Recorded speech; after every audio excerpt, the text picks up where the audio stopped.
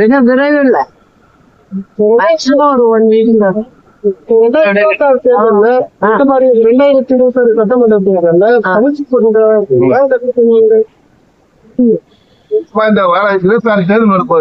ஆமா அது ரொம்ப ஆமா, அதனாலதான் இன்னைக்கு கூடிய நிச்சயமா எங்களுடைய பார்ட்டிசிபேஷன் அடிக்க போறீங்கன்னா இல்ல கூட்டணி அது பேசிக்கிட்டு இருக்கோம் நல்லபடியான. ரொம்ப குறுகிய காலம் இருக்கு. அதை பத்தி பரவாயில்ல, என்ன தெரியும், தமிழ்நாட்டு மக்களுக்கு நல்லா தெரியும், அதனால ஒன்றும் பிரச்சனை இருக்காதுன்னு.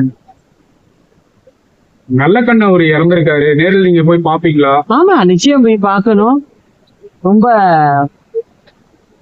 அவர் ஏழை மக்களுக்காக தன்னோட உழைப்பை கொடுத்தவர்.